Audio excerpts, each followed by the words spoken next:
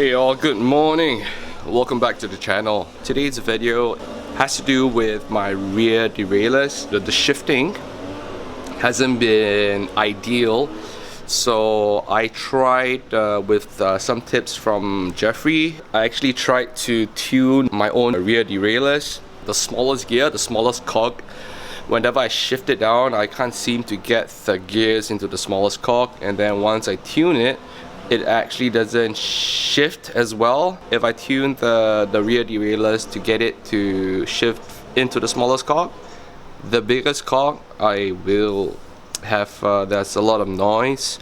So I've kind of like given up, and I'm actually bringing the Birdy to Jeffrey later today to actually try and sort this problem out.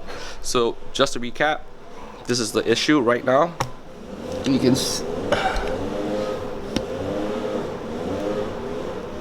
you can see right now it's now on the smallest cog, and that's how I have folded the Birdy. And then once I get it tuned to shift into the biggest cog, which is the one over there, you know, it's actually very, very loud. So obviously the tolerances and myself being a noob, I can't seem to resolve this problem. So the tuning is supposed to be done via this cable over here, the Shimano 11 speed. Let me just get this setting. So I need to sort this out, and probably one of those screws on the rear derailleurs that's over here. Sounds like an easy enough problem to resolve. Not quite. Went through a few videos on YouTube, whole bunch of videos talking about rear derailleur adjustments that you could do with the positive and negative screws. I'm a user, I'm not an expert, so I think it will be better that I let Jeffrey sort this problem out for me. And also, I'll be putting the Birdy into a Toyota Prius. So let's see how well the Birdy fits into a small car like the Toyota Prius. Take note, the Bromptons will never have this problem because the Brompton literally folds into itself in a very small, nice, compact package. Not so for the Birdy, so let's see how well it will fit into a car like a Prius.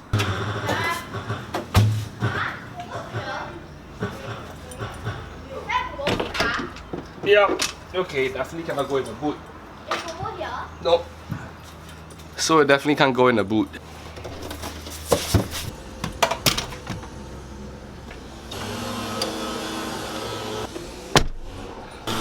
So it looks like I have to put it into the back seat of the Toyota Prius. So this is how the Birdy sits behind the car. Not much space. And the boot, you have to make sure that you remove the seat posts, possibly remove the handlebar from the Birdy so that you can fit it inside the boot of the Toyota Prius. If you have to transport the Birdy in a regular saloon car, the rear seat would probably be the best place. And that's provided the owner of the vehicle will allow you to actually put a bicycle in the rear seat. So something to take note of. So I'm finally at Ubi after a long day out doing delivery. So this is what's gonna happen. I can almost bet that as soon as I bring my Birdy to eWalker, what's gonna happen is, you know, the shifting, there will not be any issues with the shifting. That is always the problem. Whenever one of my users tell me that, you know, the email is down, the internet is down, as soon as I get to the shop, everything is working fine. So let's see. Okay, I know you're Lian. Hi. Okay, so here we are, trying to figure out the shifting. Because before I came to the shop, I said that once I bring the bike here, maybe it will miraculously just solve on its own. It's always the problem.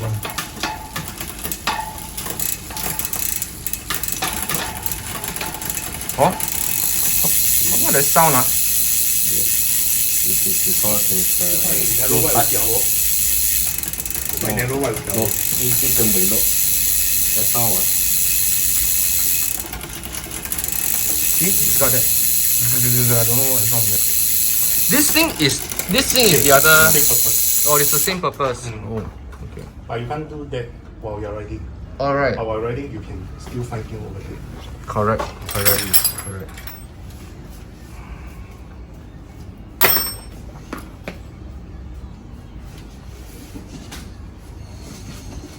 That's the positive and the negative thingy, right? Yep. There you go.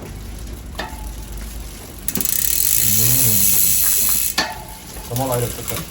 More goodies. More goodies from Jeffrey.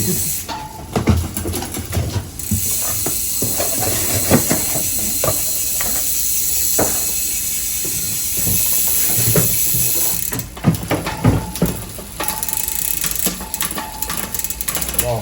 What is this? What poison is this? Crabless hub. What hub? No sound, silent hub.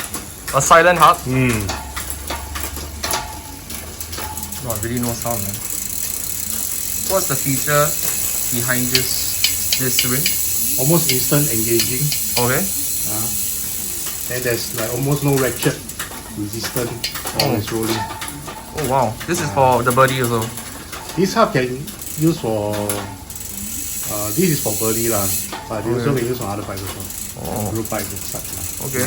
Brompton? Brompton, I think they can. Can? When they come out with the Brompton spec. Okay. Okay. So this is the new video one, but this is an 18 inch, right? 20. Oh, this is 20 inch. Okay, guys. New poison for Birdy by Rydia. Only one pair. Battery got no stock now. Okay. So this one One and only. very fast. Okay.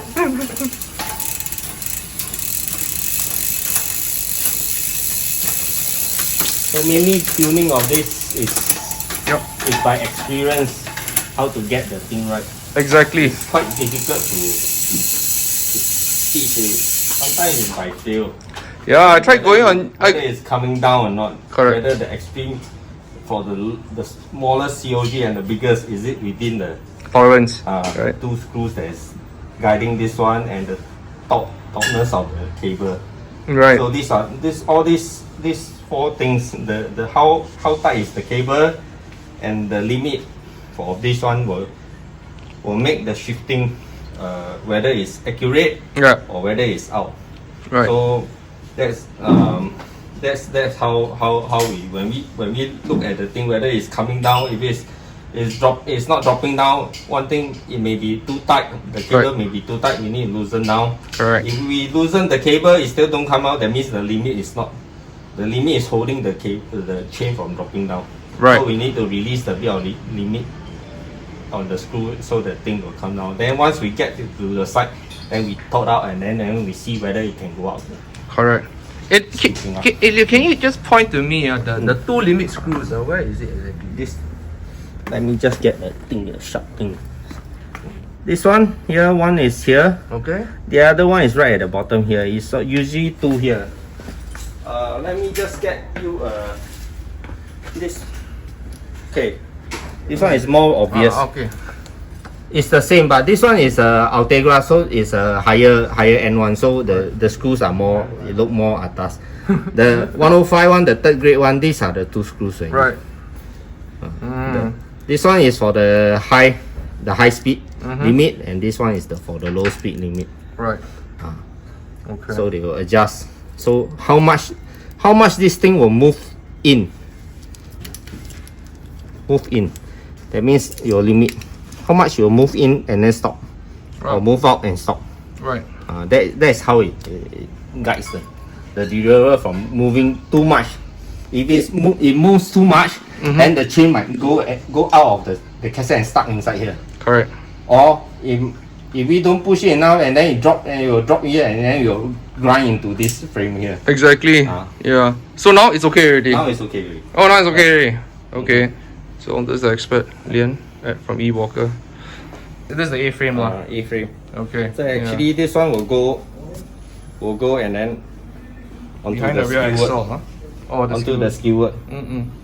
And so like that you can leave the wheels off the ground. And then you can put the bike upright straight with the wheels off the ground, and then you can start spinning and then check and then do Correct. tuning at home.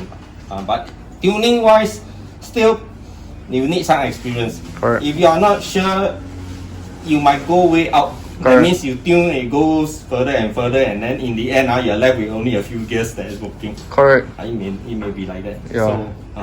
So, What happened to me was the top can go in, after the bottom cannot go in. And the bottom can go in, and the top one, the biggest one cannot go in. So I think over tension. I don't know. Okay, man. So all done. Settled. Okay. Cool. So there you have it, guys. It's always good to visit a bike shop. Always good to gain new knowledge about bicycles, how things work. There are times that you can just gloss over YouTube and get all the knowledge that you can, but sometimes, you know, to just see things explained to you in the flesh, I think it's a lot easier for you to learn. Well, having said that, now this had obviously to do with the rear derailleurs.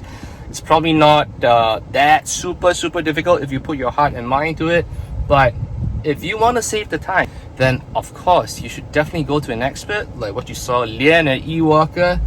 He managed to solve the problem just like that, you know. It was that simple. And do take note for anyone out there who are potentially going for this particular configuration on their Birdy, or for that matter any like a mountain bike or like a racer bike, things to take note of. The bike is brand new.